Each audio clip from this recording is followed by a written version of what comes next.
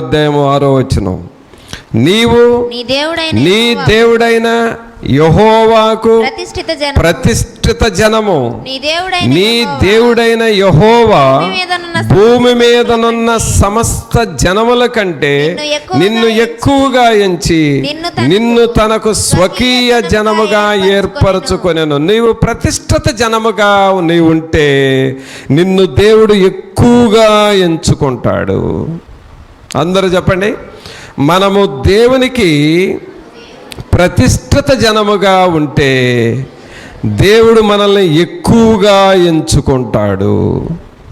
చూసారా, నీవు ప్రతిష్ఠితగా బ్రతికితే దేవుడు నిన్ను ఎక్కువగా దగ్గరికి తీస్తాడు, ఎక్కువగా ప్రేమిస్తాడు, ఎక్కువగా సహాయం చేస్తాడు, ఎక్కువగా నీతో మాట్లాడతాడు.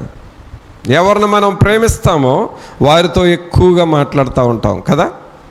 అలాగే నువ్వు దేవునికి దగ్గరగా ఉంటే, ప్రతిష్ఠిత జనముగా ఉంటే ఆయన నీకు ఎక్కువ సహాయము చేస్తాడు. దావీదు దేవునికి దగ్గరగా ఉండేవాడు, అందువలన దేవుడు దావీదుకి ఎక్కువ సహాయం చేశాడు. యోహోను యేసుక్రీస్తు ప్రభు శిష్యుడు చాలా దగ్గరగా ఉండేవాడు, అందువలన ఆయనకి ఎక్కువగా దేవుడు నేర్పించాడు. అబ్రహాము దేవునికి చాలా దగ్గరగా ఉంటూ దేవుని పనిని చేసుకుంటూ ఉండేవాడు, అందువలన అబ్రహామును దేవుడు ఎక్కువగా దీవించాడు. అలాగే యోబు నోటి మాటలతో కూడా పాపము చేయలేదు. ఆయన మాటను నా స్వాభిప్రాయము కంటే ఎక్కువగా ఎంచాను అని అంటాడు. అంటే దేవుని మాటను విలువగా చూశాడు యోబు, అందువలన దేవుని ఆశీర్వాదాలు పొందాడు. పిల్లరా, నీవు దేవుని ఎక్కువగా ప్రేమించాలి, దేవునికి నువ్వు ఎక్కువగా లోబడాలి, దేవునికి ప్రతిష్ఠిత జనముగా ఉండాలి, దేవుని మాటలను నేను ఆలకించాలి, లోబడాలి. అయితే మనం ఎలాగూ చేస్తామో దేవునికి సహాయము మెండుగా నిండుగా ఎక్కువగా వస్తూ ఉంటుంది. అది మన మీద ఆధారపడి ఉంది. మనం అలాగూ దేవుని మీద ఆధారపడుతూ ఉండాలి. మరి అలాగూ నువ్వు దేవుని మీద ఆధారపడుతున్నావా? యోబు నోటి మాటతో కూడా పాపం చేయలేదు. మరి ఆయన మాటలు, దేవుని మాటలు ఎలాగో తీసుకున్నాడంటే నా స్వాభిప్రాయం కంటే ఎక్కువగా నేను తీసుకున్నాను అంటున్నాడు. అలా చేసినందువల్ల దేవునికి యోబుని దేవుడు రెండంతలుగా ఆశీర్వదించాడు. బైబిల్ గ్రంథంలో అందరిని చూసుకోండి. మోషేను చూడండి, యెహోషువను చూడండి, అబ్రహామును చూడండి, ఏలియాను, ఎలీషాలను చూడండి. వీళ్ళందరూ దేవుని సన్నిధిలో ప్రతిష్ఠిత జనముగా బ్రతికారు.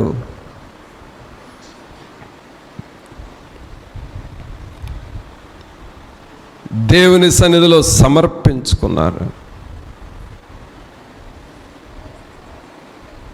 మన చేతులతో కూడా మనం పాపం చేయలేం, మన నోటితో పాపం చేయలేం.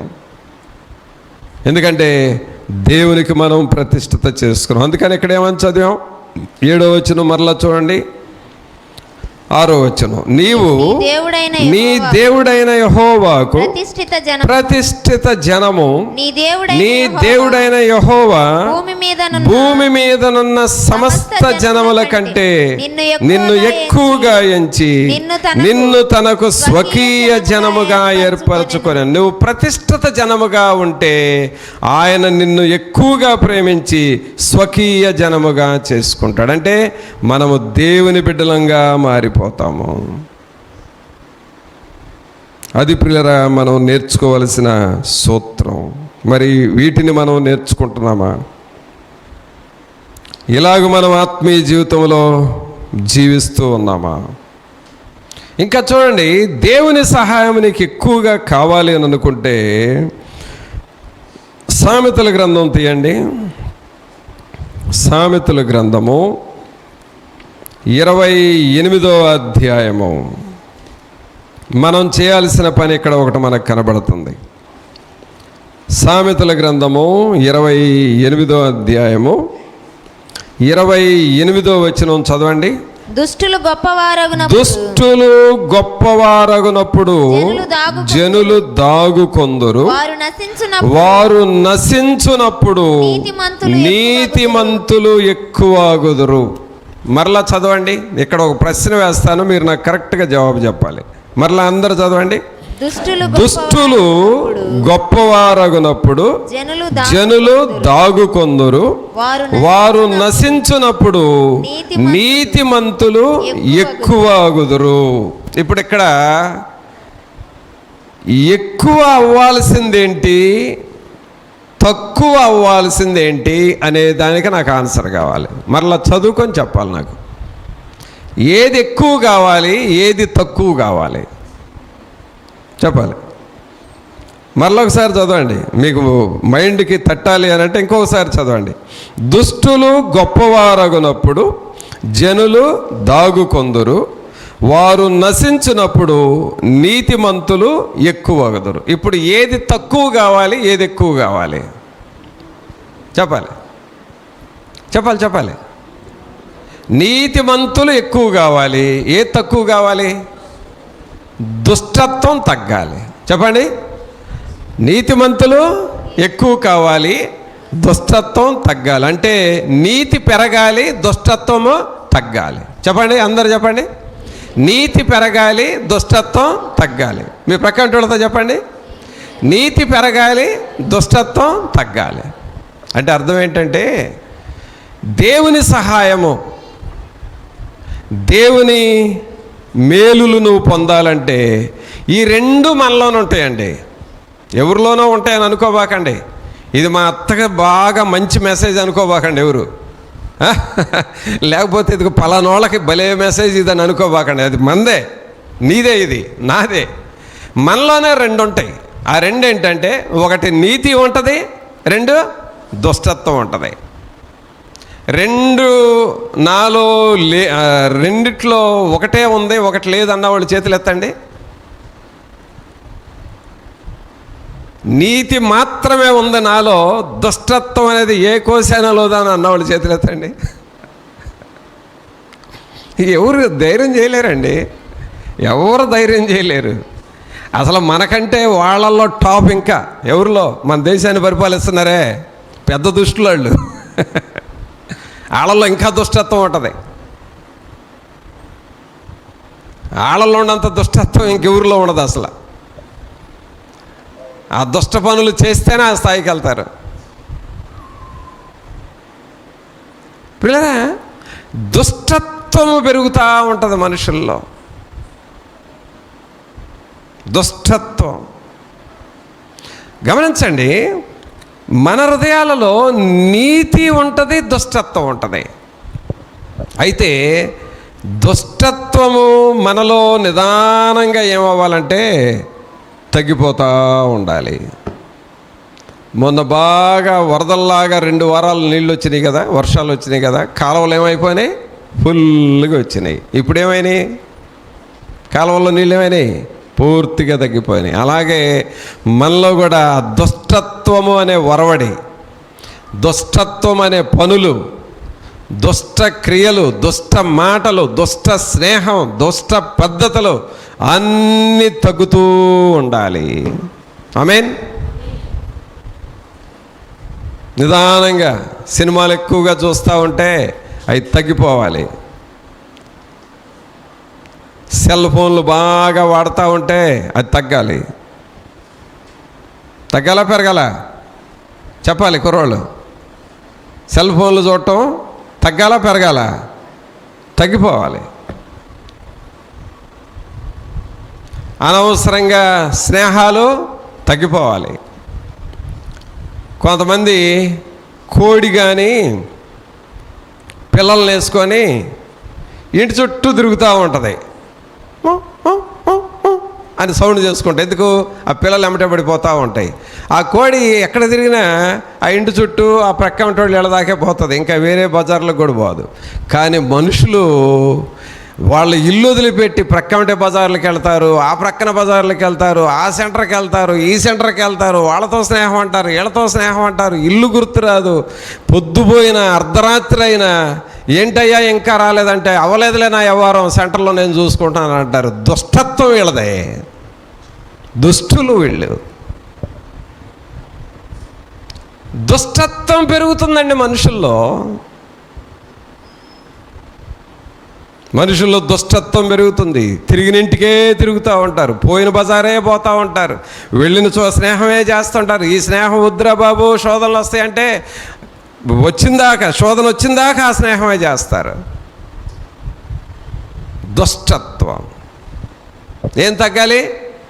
దుష్టత్వం నీలో తగ్గాలి. దేవుని సహాయం నీకు రావాలంటే, దేవుని ఆశీర్వాదం నీకు నాకు రావాలి అనంటే దుష్టత్వము తగ్గాలి. ఏం పెరగాలి? నీతి పెరగాలి. నీతి పెరగాలి అనంటే నీతిమంతులతో స్నేహం చేయాలి. అసలు దుష్టత్వంతో ఉండేవాళ్ళకండి నీతిమంతులంటే అసలు పడదు. వీళ్ళ దగ్గరికి పోతే దేవుని గురించి చెబుతారు కాబట్టి వాళ్ళ దగ్గరికి వెళ్ళకూడదు. వీళ్ళతో స్నేహం చేస్తే బైబిల్ గురించి చెబుతారు, అసలు వీళ్ళతో మాట్లాడకూడదు అని అలా మెయింటైన్ చేస్తూ ఉంటారు చాలామంది. కానీ నీతి నీలో పెరగాలంటే నీతిమంతులతో కలిసి ఉండాలి, ప్రార్థనా పరులతో కలిసి ఉండాలి, దేవుని వాక్యం చదువుతూ ఉండాలి, దేవుని సన్నిధిలో గడపాలి.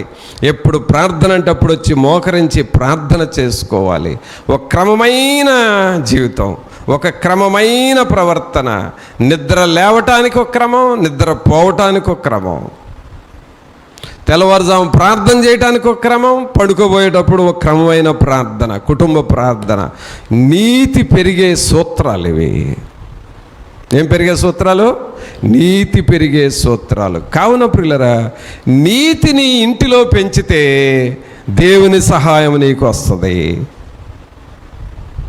నీతి నీ జీవితంలో పెరిగితే దేవుని శక్తి నీకు వస్తుంది. అందుకనే మనల్ని మనం జాగ్రత్తగా పరిశీలన చేసుకోవాలి. దుష్టత్వం నాలో పెరుగుతుందా తగ్గుతుందా నిన్ను నువ్వు చెక్ చేసుకో. అలాగే నీతి నాలో పెరుగుతుందా తగ్గుతుందా చెక్ చేసుకో.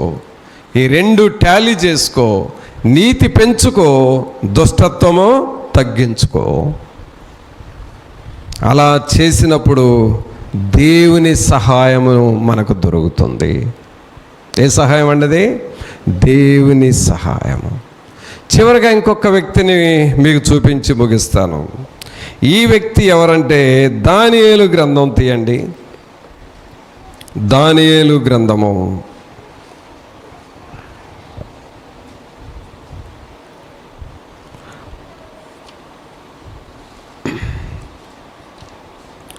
4వ అధ్యాయము. దానియేలు గ్రంథము 4వ అధ్యాయము 36వ వచనం. దానియేలు గ్రంథం 4వ అధ్యాయం 36వ వచనం. ఆ సమయమందు నా బుద్ధి మరలా నాకు వచ్చెను, రాజ్య సంబంధమగు ప్రభావమును, నా ఘనతయు, నా తేజస్సును నాకు కలిగెను.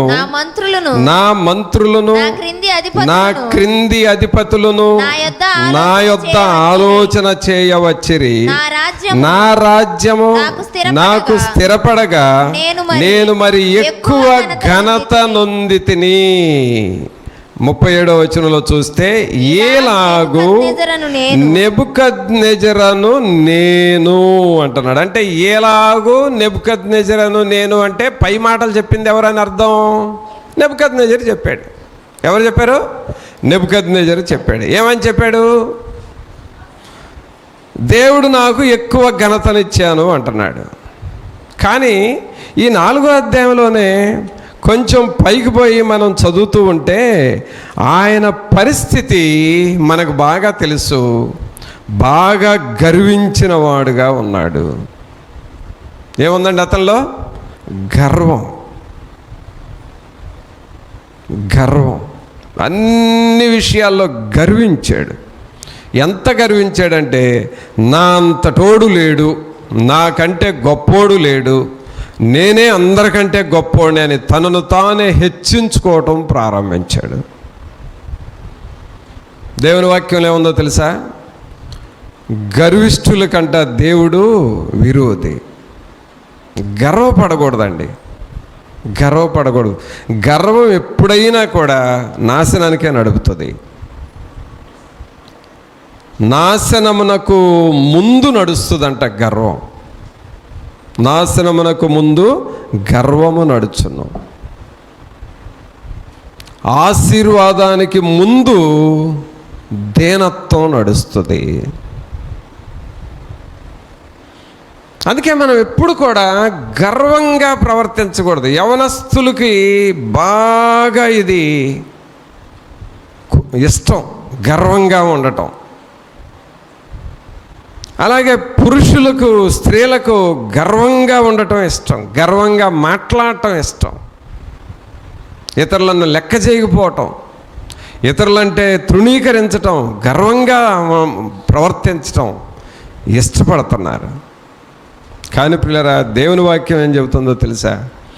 గర్వము వలన జగడాలు పుడతాయి, గర్వము వలన నష్టాలు వస్తాయి, గర్వము వలన శోధనలు నిన్ను చుట్టుకుంటాయి. ఈ నెబుకద్నెజరు అలాగూ గర్విష్ఠుడైపోయి చివరికి ఒక జంతువులాగా మారాడు. అక్కడికి వెళ్ళిపోయి అడవుల్లోకి వెళ్ళి ఏం తిన్నాడు? గడ్డి తిన్నాడు. బైబిల్లో చూడండి, ఆదికాండం నుండి ప్రకటన గ్రంథం వరకు కొన్ని వేల పేర్లు తగులుతాయి మనకి. మొదటి అధ్యాయం నుండి చదివితే, ఆదికాండం మొదటి అధ్యాయం నుండి చదివితే కొన్ని వేల పేర్లు బైబిల్ మొత్తం మీద, పాత నిబంధనలో క్రొత్త నిబంధనలో వేల పేర్లు, స్త్రీల పేర్లు, పురుషుల పేర్లు వేల సంఖ్యలో ఉన్నాయి. కానీ అన్ని వేల మందిలో మనిషి అయ్యుండి గడ్డి తింది ఈయనొక్కడే. ఎవరైనా చెప్పండి, మహానుభావుడి పేరు అందరూ చెప్పండి.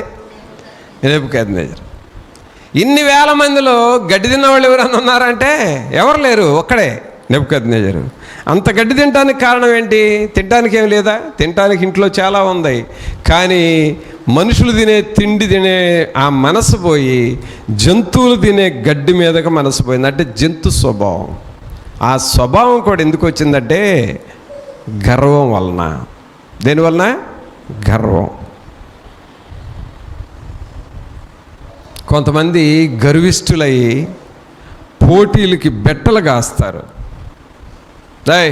నాకు 5 ఎకరాల పొలం ఉంది, చూసుకో, అవసరమైతే 5 ఎకరాల పొలం ఇచ్చేస్తా, బెట్ట పెడతానా, ఇదిగో ఇది జరిగిద్ది అని అంటారు. బెట్ట పెడతారు. ఈయన ఓడిపోయేది ఖాయం, 5 ఎకరాలు పోయేది ఖాయం, దివాళా తీసేది ఖాయం. ఎందుకురా ఎట్ట తయారేమంటే గర్వం వలన. గర్వం వలన ఆస్తులు పోగొట్టుకున్న వాళ్ళు ఉన్నారండి, పరువు పోగొట్టుకున్న వాళ్ళు ఉన్నారు. గర్వం అనేది పిల్లరా నిన్ను ఎక్కడ ఇబ్బంది పెట్టాలో అక్కడ ఇబ్బంది పెట్టేస్తుంది. ఈ నెబుకద్నెజరు ఇబ్బందులు పాలయ్యాడు. పశువు లాంటాడు. భార్య ఉంది కానీ భార్యకు దూరం, పిల్లలు ఉన్నారు పిల్లలకు దూరం, కుటుంబం ఉంది కుటుంబానికి దూరం, రాజ్యం ఉంది రాజ్యానికి దూరం. అసలు సొసైటీలో నుండి జంతువులాగా అడవుల్లోకి పోయి గడ్డి తింటున్నాడు. అక్కడికి పోయిన తర్వాత అంట ఆ జంతువులు కూడా ఈయన్ని ఈడెవుడరా, ఈ జంతువు ఏందిరా వింతగా ఉంది, మనకు అడ్డం వచ్చాడు అనుకున్నాయి అంట. అంటే జంతువులు కూడా ఆయన లెక్క చేయలే. మొత్తం మీద అక్కడ పశ్చాత్తాపడ్డాడు పిల్లరా, అక్కడ పశ్చాత్తాపడ్డాడు. ఏంది ప్రభువా నా పరిస్థితి, ఎందుకు నా జీవితం ఎలాగైపోయింది, ఎందుకు నా కుటుంబాన్ని వదిలిపెట్టి గడ్డి తింటున్నాను, నేను ఎక్కడ గర్వపడ్డానయ్యా, నన్ను క్షమించయ్యని పశ్చాత్తాపడి ప్రార్థన చేశాడు. పిల్లరా, నువ్వేది పోగొట్టుకున్నా మరలా తిరిగి నువ్వు పశ్చాత్తాపడితే దేవుడు నీకు అన్నీ ఇస్తాడు. ఆమేన్. నువ్వు పశ్చాత్తాపడాలి, నువ్వు ఒప్పుకోవాలి. అయ్యా నేను ఇది మాట్లాడకూడదయ్యా, కానీ మాట్లాడాను, నన్ను క్షమించు. ఈ పని చేయకూడదు కానీ చేశానయ్యా, నన్ను క్షమించు. ఇలా ప్రవర్తించకూడదు కానీ ప్రవర్తించానయ్యా, నన్ను క్షమించు. నిన్ను నువ్వు తగ్గించుకొని పశ్చాత్తాపడి ప్రార్థన చేస్తే దేవుడు నిన్ను కాపాడతాడు. ప్రభు నీకు సహాయం చేస్తాడు. ప్రభు ఈయనకి ఎలాగూ సహాయం చేశాడో చూడండి 36వ వచనంలో. ఆ సమయమందు, ఏ సమయమందు? పశ్చాత్తాపడ్డ సమయమందు. ఏ సమయమందు చెప్పాలి? పశ్చాత్తాపడ్డ సమయం. ఆ సమయమందు నా బుద్ధి మరలా నాకు వచ్చెను, రాజ్య సంబంధమగు ప్రభావమును నా ఘనతయు నా తేజస్సును నాకు కలిగెను. నా మంత్రులను నా క్రింది అధిపతులను నా యొద్ద ఆలోచన చేయవచ్చిరి. నా రాజ్యము నాకు స్థిరపడగా నేను మరి ఎక్కువ ఘనత నొందితిని. పిల్లరా గమనించండి, ఎప్పుడైతే నెబుకద్నెజరు పశ్చాత్తాపడ్డాడో ఎక్కువ ఘనత వచ్చింది. కావున ప్రభునందు పిల్లరా, ఎక్కువ ఘనత నీకు రావాలంటే మరలా నువ్వు పశ్చాత్తాపడాలి. ఏం చేయాలండి? మనం పశ్చాత్తాపడాలి. మరి ఎలాగూ మనల్ని మనం పరిశీలన చేసుకుందామా? దేవుని సహాయము మరలా తిరిగి నెబుకద్నెజరుకు వచ్చింది, ఎక్కువ ఘనత వచ్చింది. ఆయన పశ్చాత్తాపడ్డాడు కాబట్టి దేవుడు మరలా ఆయన్ని ఆశీర్వదించాడు. కావున ఇప్పుడు మనం ఎవరెవరిని చూసాము ఒక్కసారి పరిశీలన చేసుకుందాం. మొదట రాజును ఎవరిని చూసాము? హిజ్కియా రాజు. హిజ్కియా రాజు ఎవరి మీద ఆధారపడ్డాడు? దేవుని మీద ఆధారపడ్డాడు కాబట్టి శత్రువుల మీద జయం వచ్చింది. రెండో వ్యక్తిని ఎవరిని చూసాం? హనన్య. హనన్య దేవునికి ఏం చూపించాడు? ఎక్కువ భయభక్తులు చూపించాడు, నమ్మకంగా ఉన్నాడు. అందువల్ల యెరూషలేము మీద అధిపతిగాను అధికారము కలిగిన వానిగా మారిపోయాడు. మూడో వ్యక్తిని ఎవరిని చూసాం? మూడో వ్యక్తి ఎవరిని చూసాం? మనలో ఏం పెరగాలి, ఏమి తగ్గాలి? ఏం పెరగాలి చెప్పండి? ఏం పెరగాలి? నీతి పెరగాలి, దుష్టత్వము తగ్గాలి. అలాగు చేసినప్పుడు మనలో నీతి పెరిగే కొలదే నీతిమంతునికి అనేక ఆశీర్వాదాలు వస్తూ ఉంటాయి. నాలుగవదిగా మనం చూసింది ఏమిటంటే ఆయనకు మనం ప్రతిష్ఠిత జనముగా ఉండాలి. ఏ జనం? ప్రతిష్ఠిత జనముగా ఉంటే దేవునికి మనం స్వకీయ జనముగా మారుతాం.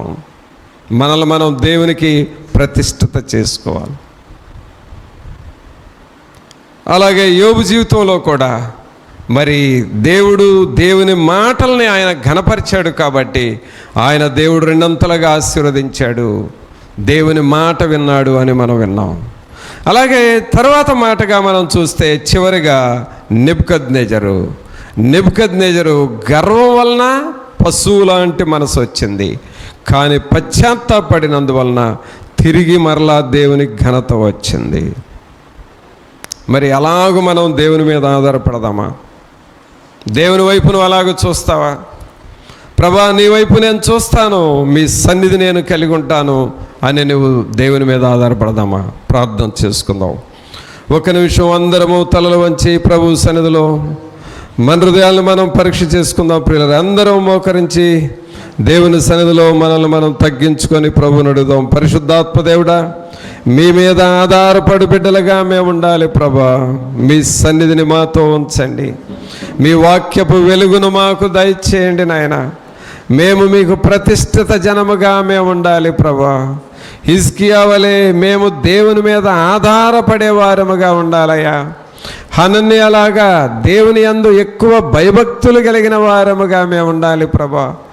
ఏయోనైనా మేము మీకు ప్రతిష్ఠిత జనముగా ఉండాలి ప్రభా. అలాగే మాలో దుర్మార్గత తగ్గిపోవాలి, నీతి పెరగాలి ప్రభా. అలాగే నెబుకద్నెజరులాగా మేము పశ్చాత్తాపడాలయ్యా. పశ్చాత్తాపడితేనే మరలా తిరిగి దేవుని ఆశీర్వాదాలు మాకు ఇస్తారు. అలాంటి పశ్చాత్తాపపు ఆత్మ మాకు దయచేయండి అని ప్రభువుని అడుగుతావా? పరిశుద్ధుడైన మా ప్రభా, మీకు స్తోత్రాలు వందనాలు చెల్లిస్తూ ఉన్నాము. మహోన్నతుడా, మహాగణుడా, మా ప్రభైన యేసు, మిమ్మల్ని స్తుతిస్తూ ఉన్నాము నాయన. ఈ ప్రియులైన వారిని అందరినీ మీరు దర్శించండి. మీ దయగలిగిన హస్తం ఒక్కొక్కరికి తోడుగా ఉంచండి. మీ వాక్యము ద్వారా మమ్మల్ని అనేక రీతులుగా హెచ్చరిస్తూ ఉన్నారు. మా ఆత్మలను బహుగా బలపరచండి. మీ సన్నిధి, మీ ఆత్మ నింపుదల మా అందరికీ మీరు దయచేయండి. మీ ఆత్మశక్తిని మాకు దయచేయండి. నాయనా మేము పశ్చాత్తాపడినందువలన మాకు మరలా తిరిగి ఎన్నో ఆశీర్వాదాలు మీరు ఇస్తారు ప్రభా. అట్టి పశ్చాత్తాపపు ఆత్మ మాకును మీరు దయచేసి అన్ని విషయంలో జయమిచ్చి నడిపించి మహిమ పొందమని మా ప్రభు అయిన యేసు నామమున అడిగి వేడుకొనుచున్నాము తండ్రి, ఆమేన్. మన తండ్రి అయిన దేవుని ప్రేమ, కుమారుని కృప, పరిశుద్ధాత్మని యొక్క సన్నిధి, ఆయన సహాయము ఇప్పుడు నెలప్పుడు మనందరికీ తోడుగా ఉండి సహాయము చేయనుగాక. ఆమేన్.